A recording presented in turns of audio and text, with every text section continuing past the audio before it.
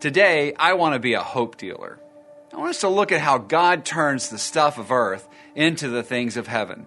In 2 Corinthians chapter 4, we read this, "But we have this treasure in jars of clay to show that the surpassing power belongs to God and not to us." We have this body, this life that we have, and we know it's in these jars of clay, but it belongs to God and not to us. And we are afflicted in every way in a troubled world, but not crushed. We're perplexed, but not driven to despair. We're persecuted, but not forsaken. Struck down, but not destroyed. Always carrying in our body the death of Jesus, so that the life of Jesus may also be manifested in our bodies. And here is where we learn this great transaction happens. So we do not lose heart, even in a fallen world where all these things happen. Though our outer self is wasting away, our inner self is being renewed day by day. For this light and momentary affliction is preparing for us an eternal weight of glory beyond all comparison. As we look not to the things that are seen, but to the things that are unseen. For the things that are seen are transient, but the things that are unseen are eternal. I just want to share a few things that how God turns this stuff here on earth into the things of heaven. First thing I want to encourage you in is our suffering is not meaningless. The main reason that I say the main because for not losing heart in this text is that none of your suffering is meaningless. I want you to know that today, that even all the different things that happen in this jar of clay, whether it's being persecuted, pressed down, suffering, no matter what it is, and also our suffering is producing a future glory. And according to verse 17, it says that this light momentary affliction is preparing for us an eternal weight of glory. It doesn't say this light and momentary affliction that we walk through, no matter what it is, that it will be followed by an eternal weight of glory, which, by the way, would be awesome, which is an awesome truth. But what it really says is this Greek word, katergatsami.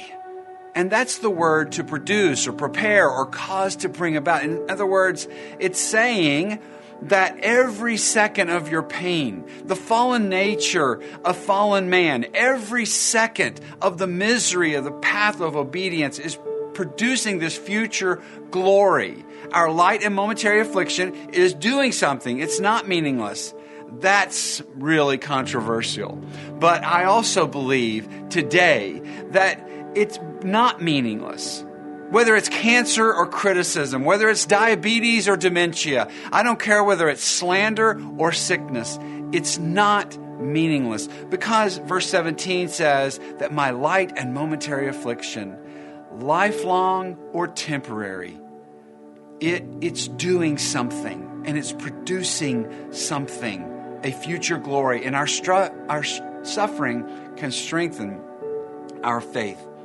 Satan's plan is to use suffering to destroy us.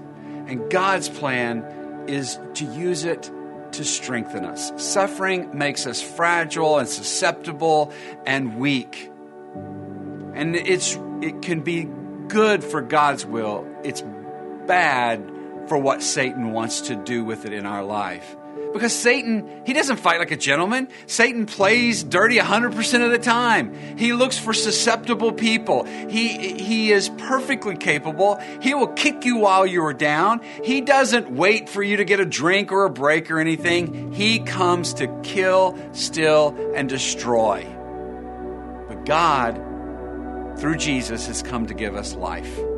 For this light and momentary affliction is preparing for us an eternal weight of glory beyond all comparison, as we look not to the things that are seen, but the things that are unseen, that are eternal for eternity. Our last thing here, our suffering is a test.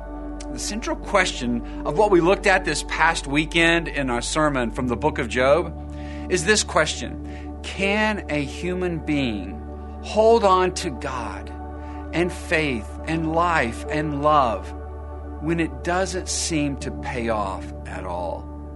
And Job's faithfulness and suffering was being used by God to vindicate God's whole adventure in this covenant love. So today, what is your source of comfort?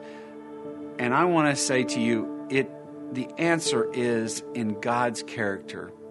We read in Zephaniah 3, "The Lord your God is with you. He is mighty to save. He will take great delight in you."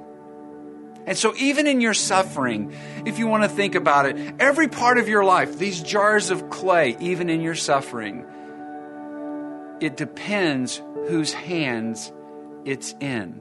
And our life, we put our life in the hand of God because it does depend whose hands it's in. I mean, a basketball in my hand is worth about $26. But a basketball in LeBron James' hand, it's worth about $100 million a year. It depends on whose hands it's in. A baseball in my hand is worth about $6. A baseball in Clayton Kershaw's hands worth about $25 million a year. It depends whose hands it's in. A tennis racket in my hand is sort of useless. A tennis racket in Roger Federer's hand is worth about 85 career titles. It depends whose hands it's in. A rod in my hand will maybe fight off an animal. A rod in Moses' hand will part a mighty sea. It depends whose hands it's in. A slingshot in my hand is a kid's toy. A slingshot in David's hands is a mighty weapon. It depends whose hands it's in. 2 fish and 5 loaves of bread in my hands is a couple of fish sandwiches.